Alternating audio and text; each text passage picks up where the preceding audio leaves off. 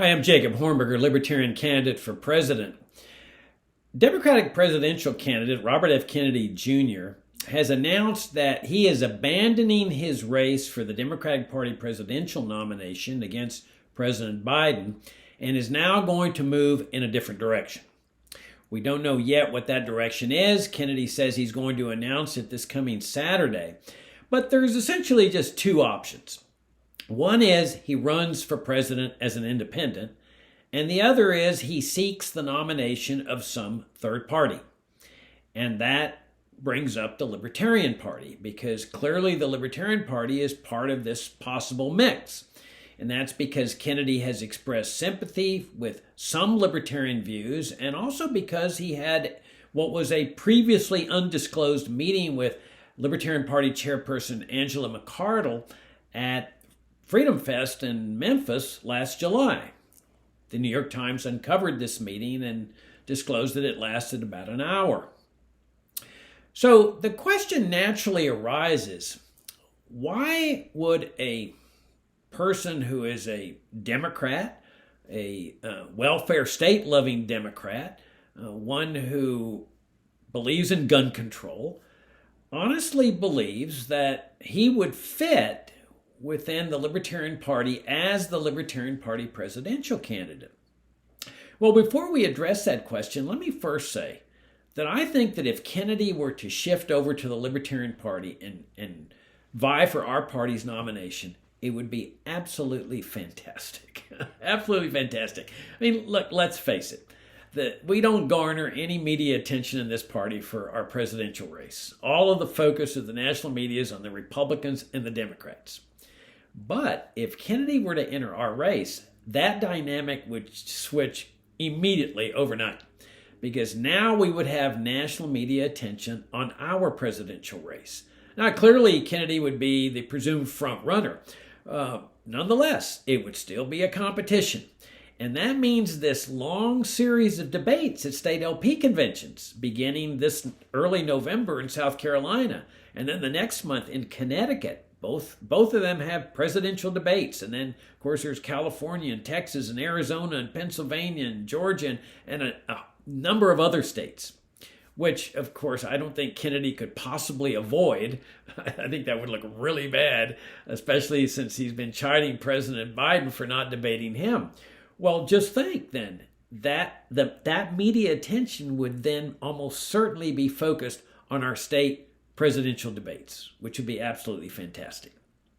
Now, having said that, let me also point out that it is my conviction that it would be an absolute disaster if this party were ever to make Robert F. Kennedy Jr. our party's nominee. An absolute disaster. I mean, look, there is no question but that this is a Democratic Party, big government, welfare state-loving, gun-grabbing Democrat that would be posing as the Libertarian Party representative. I mean, this is a guy that has praised Communist China's public works foreign policy. You know, where Communist China is going into foreign countries and building these big socialist projects and making friends in that way. Kennedy has praised that. He's praised Communist Cuba for its healthcare program, which is like 100% socialized medicine. I mean, that's clearly gives you a good idea of where he would lead America if he would be president with respect to healthcare. He has praised Cuba's food rationing program, if you can believe that. So, not only that, he has praised President Franklin D. Roosevelt. Now, Roosevelt was the guy that transformed America's economic system into a welfare state, with the principal core program being Social Security. But Roosevelt's whole New Deal program was a combination of socialism and fascism. And Kennedy praises this. He praises his New Deal program. And remember, Roosevelt was the guy that nationalized gold. I mean, he changed America's constitutional system, where the Constitution guaranteed that gold coins and silver coins were the official money of the United States. And Roosevelt did away with that without even the semblance of a constitutional amendment and converted America to a paper money standard. This is what a Libertarian Party presidential candidate is going to be telling people about where we stand. An absolute disaster. He also believes in that whole national security state form of governmental structure instead of a limited government republic on which our government was founded. But the question really arises is what makes him feel comfortable to even talk in terms of saying, oh, well, yeah, I could easily be the Libertarian Party presidential nominee as I'm expounding all these views and representing these to be the views of the Libertarian Party. In fact, it's even more interesting that there's Libertarian Party leaders, and I'm not talking about, the members of the LNC. I'm just saying leaders in the party that would be excited about a Kennedy candidacy and Kennedy coming into our party. And the whole idea is that he's a big name and he could bring us votes. I mean, and let's face it. I mean, the only reason that Kennedy would be coming into the Libertarian Party is because we've got ballot access in about minimum 40 states, and we've been on the ballot in all 50 states. It's not clear whether we're going to achieve that again, but we're going to try. But if there was no ballot access in the Libertarian Party, I will guarantee you that Kennedy would not be thinking about coming into our party. He's offering a trade. He says, let me rent your party. That's essentially what he's doing. He says, I want to rent your party, and instead of paying you money, I will try to get you votes. Now, I don't think he could get the same the 3% that Governor Gary Johnson and Governor Bill Weld got. I mean, they were governors. I mean, they were really famous, and Kennedy's never held public office. So I think Kennedy's realistic promise would be I can get you 2%. And that would be the trade-off. Now, this type of thing, would it be legal? Well, my conviction's always been this type of thing is legal only in one state, and that's Nevada. But maybe we libertarians have been successful in legalizing this type of thing all across the country. I don't know. But it certainly wouldn't look very good because everybody would know what the Libertarian Party had done. They had traded away their self-described status as a party of principle in order to make a famous big government welfare state loving communist China praising, communist Cuba praising, FDR praising, gun grabbing liberal Democrat to be their nominee in return for the hopes of garnering votes. And that doesn't look very savory. But again, the real question, though, is why does he feel comfortable, and why do some Libertarian Party members feel that this would be fine? In fact, let's take another look at another dimension at this, and that's the Republican side of this thing. For example, let's take Ron DeSantis, governor of Florida. He's entered the presidential race in the Republican Party. He's faltering, just like Kennedy's faltering in the Democratic Party. He's falling in the polls. It looks like former President Trump's going to walk away with a nomination. So it's entirely possible that DeSantis could say, I'm going to the Libertarian Party and I'm going to seek the presidential nomination there. Or the Republican that ran for Senate in Arizona, y'all might recall him, Blake Masters. I could easily see Blake Masters saying, I'm a libertarian. I'm going to go seek the Libertarian Party presidential nomination. And there would be leaders in the party, not necessarily LNC members, but just prominent leaders in the party, they would be tremendously excited about DeSantis coming over into our party or Blake Masters coming into our party, who have endorsed DeSantis and Masters. And they would say, they're libertarians, Jacob, they're libertarians. And so here you have this phenomenon of possibility where you've got right-wing fanatics who, for example, are fanatical supporters of immigration controls. I mean, we know that from DeSantis. We also know it from Blake Masters, which of course violates one of the founding core principles of the Libertarian Party of open borders. And then over here, you've got a left-wing fanatic that it also supports this status position of immigration controls, all vying for the nomination, and a sector of the party saying, oh, what's the problem, Jacob? There's nothing unusual about this. Are you kidding me? This is really bizarre, this whole scenario. And it goes to the root of what I've been saying has happened to this party. I mean, we all know this party is not in the healthiest condition. There's strife, there's conflict, there's tension, there's division, there's fights. There's parties splitting into two. There's parties disbanding unilaterally. This is a party that has serious problems. And these problems are manifested in this phenomenon where the party could easily accept a left-wing statist or a right-wing statist and say, there's nothing unusual about this. Well, there is a lot unusual. This is really weird. And I'm going to show you why it's weird and why it goes to the heart of what's going on in this party. Now, some of you know that I've set forth my diagnosis as to the problems facing this party in a long series of articles that I started in August of last year. I would invite every LP member to read this long series of articles because they go to the heart of what's wrong with this party. You can go to my campaign website. I started publishing them on Substack.com, but I transferred them over to, or at least the links over to my campaign website at JacobForLiberty.com. Go to the written blog section, scroll all the way down to the bottom. That's the first article. Restore the Libertarian Brand. That's the first article. And then work your way up. And by the time you finish with these articles, you will know what's wrong with the Libertarian Party. Okay, so here's the situation. Robert Kennedy Jr. goes to his campaign manager, for example, let's just hypothesize this, Dennis Kucinich, and says, Dennis, I'm thinking we ought to move over to the Libertarian Party because I think we're libertarians, Dennis. And Kucinich says, oh, Bobby, there's no question about it, we're libertarians. And Kennedy says, well, okay, explain it to me because, I'm having trouble here. I'm a big government welfare state-loving liberal Democrat who praises communist China and FDR and communist Cuba, and I'm a gun grabber and big government liberal Democrat. So are you, Dennis. How can we be libertarians? And Kucinich says, because we're all libertarians now. It's a big tent party.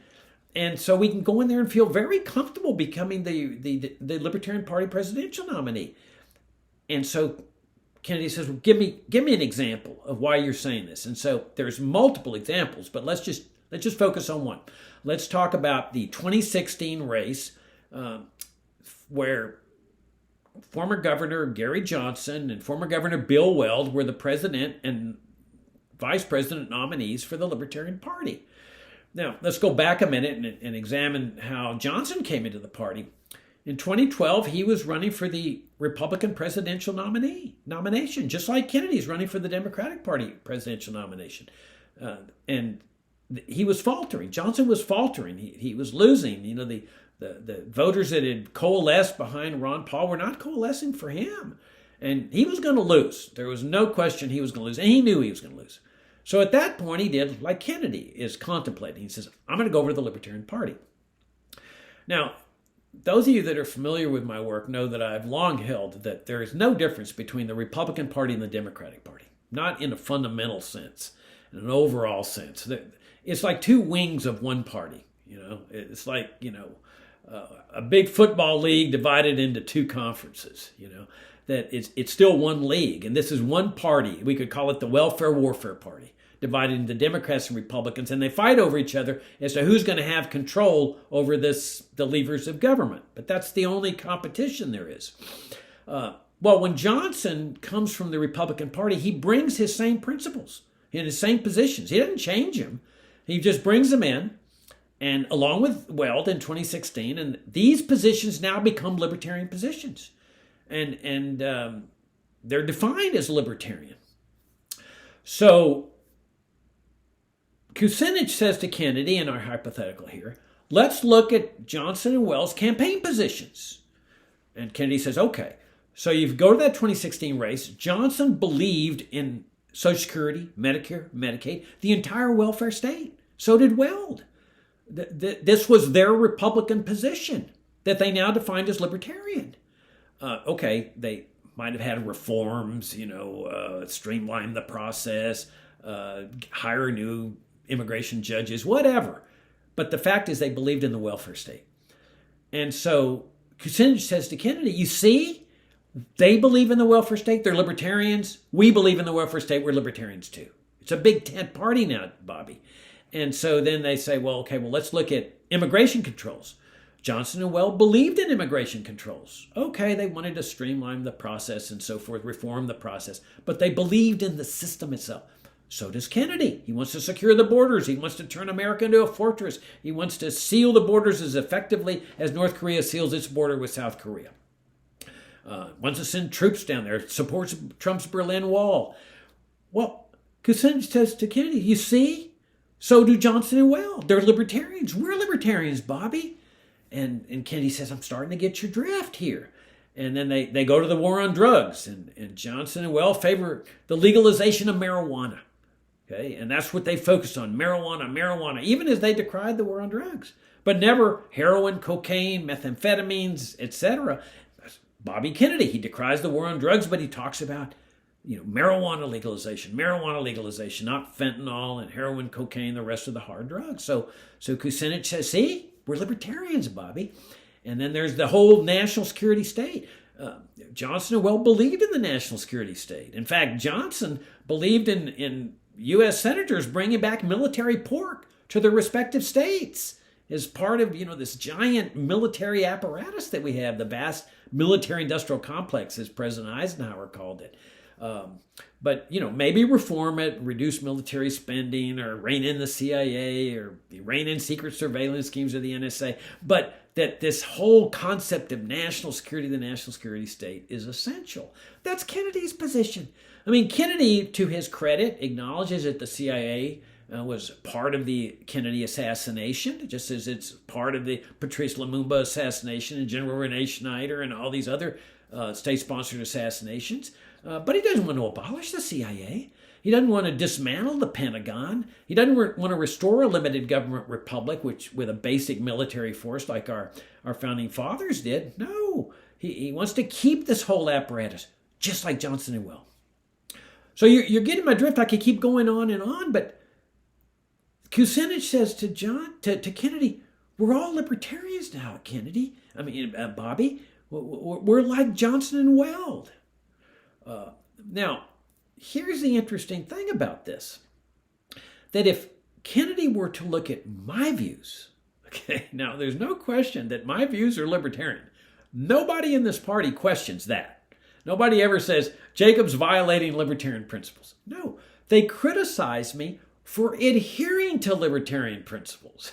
Okay, that's the criticism, that Jacob's principles, libertarian principles, are going to set our party back. That's what they said 3 years ago when I was seeking the LP presidential nomination. Jacob's going to take us back. He's going to cost us votes if we run his candidacy based on libertarian principles. And the idea was that since the party had carefully cultivated over the last 20, 25 years, this image of Social Security reform, Medicare reform, national security state reform, immigration reform, that running a candidate that calls for the dismantling of all these things would set the party back.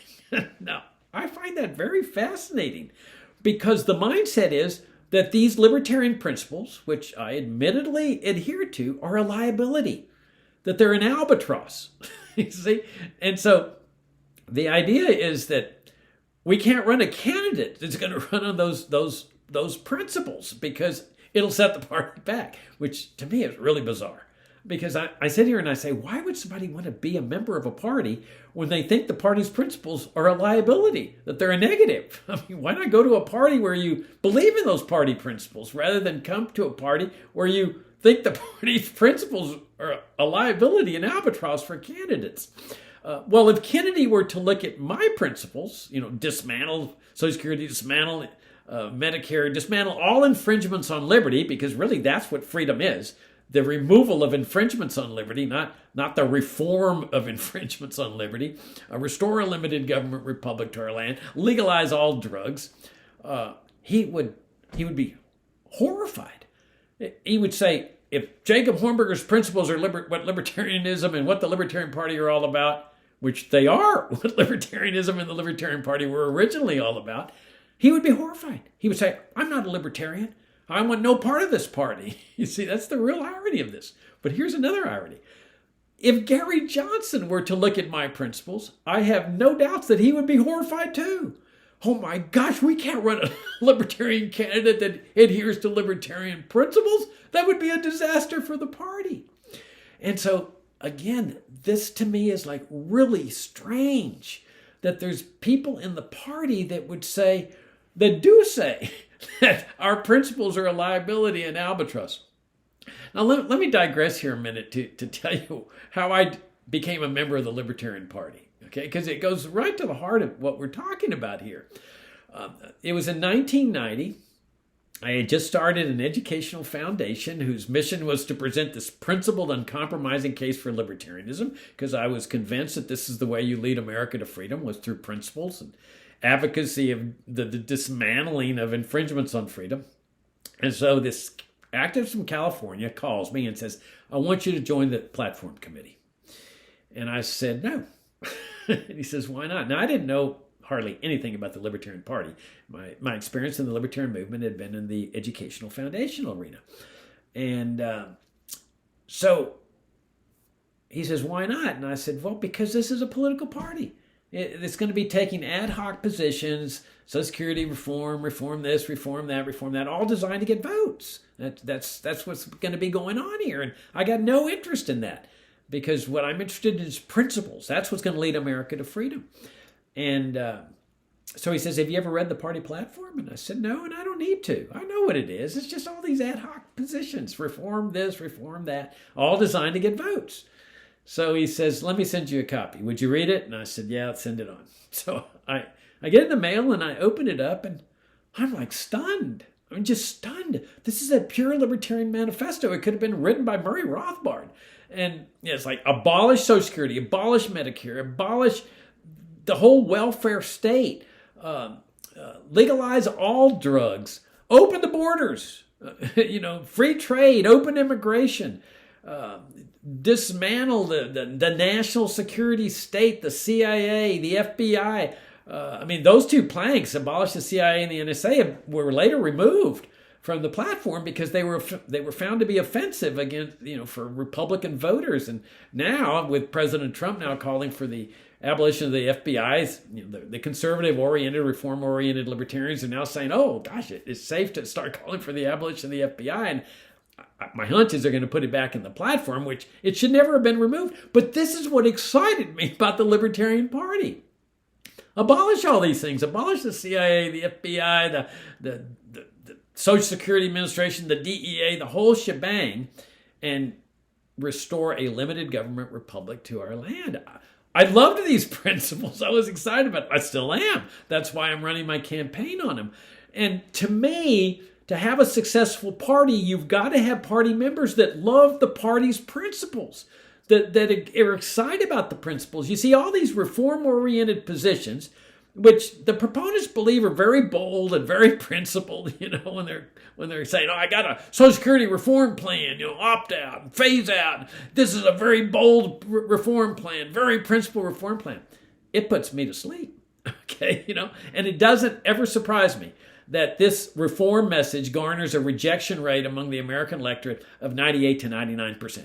Never surprises me, because I'm in that 98 to 99%. I reject that message too. It's a bad message. At least it's a bad message for the Libertarian Party. Now, there's those in the party. It's kind of funny. They say that an open borders position, which of course is my position, this has been the position of the Libertarian Party and the libertarian philosophy ever since, the inception of the Libertarian Party, and then even before, that they say an open borders position cannot garner votes. And that's what they were saying about me 3 years ago, that this principled libertarian message cannot garner votes. Well, they're saying this while their reform message garners a tsunami large 98 to 99% rejection rate, time after time after time. Now, are they right that an open borders position cannot garner a large number of votes? Well, last time around, 3 years ago, I entered the presidential primaries that the LP had qualified to participate in. And I invited all the other presidential candidates to do the same. I said, let's go at it in these primaries, because I wanted to prove that an open borders position and a position that calls for abolishing the Social Security and Medicare and Medicaid, the whole welfare state, which they were saying, oh, Jacob's going to take us back with this principled libertarian message. I wanted to show them that they were wrong. So I win 7 out of 9 of those primaries. Now, I don't think any presidential candidate within the Libertarian Party has ever accomplished that. And this is with a open borders position. Now, this podcaster that's one of the leading figures in the Libertarian movement said, well, an open borders position just cannot garner votes. Well, then what did he say about me winning these 7 out of 9 primaries? And I came in second in the 8th one. And it's not because I'm any great guy, because nobody knows me and I'm not that great a guy anyway. It's because there's a block of voters out there that love this message of principle within the Libertarian Party. It's the right message. And so what did he say? How do you explain this? He didn't bring it up, you see, because he just airbrushes this achievement out of his mind, because it goes against the narrative that he has formed in his mind that an open borders position cannot garner large numbers of votes. So, hey, let's not even mention that Jacob won 7 out of 9 primaries. And now, was that a fluke? Well, actually not. That if you go back 20 years, I ran for U.S. Senate in Virginia against the most popular governor in the history of the state, or at least one of the most popular governors, John Warner. He had been married to the famous actress Elizabeth Taylor. He was chairman of the Armed Services Committee. I ran, this was 2002, right after the 9/11 attacks. So I was saying that, as I'm saying today, as I've maintained ever since the 9/11 attacks, and even before, that the principal motivating factor of this was U.S. foreign policy and the federal death machine that was being unleashed on people in the Middle East. And that was not a popular position in America at that time. I mean, I've never been inundated with so much hate mail in my life. Just as Ron Paul had when he brought it up in that famous debate with Giuliani, that they came over here to kill us because our government's been over there killing them. I knew that there wasn't a chance that I would get even one Republican vote in that Senate race. Not one. And I didn't care, because unlike the reform-oriented Republican light members of this party, I don't target the Republicans for votes. That's a fool's errand. Republicans will never cross party lines en masse to come over and vote for libertarians. And I've been emphasizing this this long series of articles that I made reference to. But I also knew I wasn't going to get any Democratic votes, because I'm calling for the abolition of Social Security, Medicare, the dismantling of America's welfare state. I'm calling for the legalization of all drugs. What Democrat's going to vote for me? And so at the end of this process, I garner a 7% statewide vote return. Over 106,000 people took the time to go to the polls and vote for me. And they were not Democrats. The Democrats undoubtedly voted for the LaRouche, who had entered the race. And the Republicans voted for Warner. 106,000 people took the time to come and vote for me. Again, not because I'm any great guy, because I'm not. And nobody knew me. But they liked the message. This message of principle. Now, did that podcaster bring this one up? No. Now, one of the best achievements that I'm really proud of in that race is I got endorsed by a black minister named John O. Peterson. He was a pastor of the Alfred Street Baptist Church in Alexandria, Virginia. He went on to become a member of the African American Hall of Fame. I mean, this guy was one of the most renowned ministers in the country. And he wrote me a written letter of endorsement. I went and met with him and told him what I stood for, including open borders and dismantling the welfare state. He said, take this letter of endorsement to every black minister in the state. You tell them I'm endorsing you. And I did. And to this day, I have no doubts that a large number of those 106,000 voters were black Americans. And this is what I've been saying to the Libertarian Party, is that there's a block of voters out there that will vote for this principled message, but will never vote for a message of reform. It's just not going to happen. That rejection rate's going to continue to be 98 to 99%, time after time after time. But that what we need to do in this party is to wage a campaign, do something totally different, genuinely bold, by running a campaign not based on reform, but a campaign of principle. Now, for those that just want to continue doing the same thing over and over and over and over again and expecting a different result, you'll have lots of choices. You'll have all these candidates in the party that advocate, positions of reforms, keep Social Security, keep immigration controls, whatever. And they genuinely consider that those are bold positions, principled positions.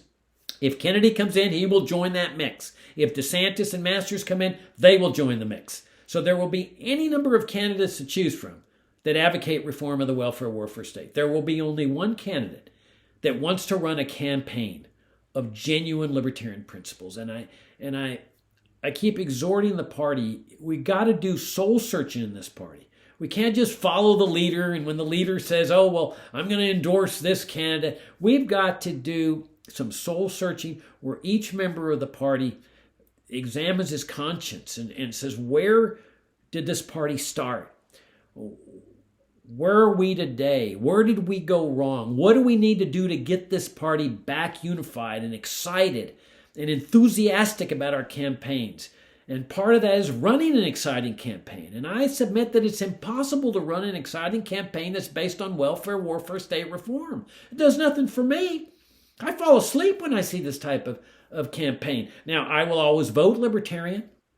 You know, I want to get the LP numbers up, but I reject their message of reform because it's not a message of liberty any more than a message of reforming slavery would have meant freedom for slaves. Reform of welfare warfare state serfdom is not liberty. To achieve liberty, we've got to dismantle infringements on liberty, which means we got to make the case for liberty, for the dismantling of these infringements on liberty. And then we're on the road to achieving what really is the goal of the Libertarian Party, the mission of the Libertarian Party, which is to lead America to freedom, and in the process, garner a large number of votes. I'm Jacob Hornberger, Libertarian candidate for president. My campaign website is jacobforliberty.com.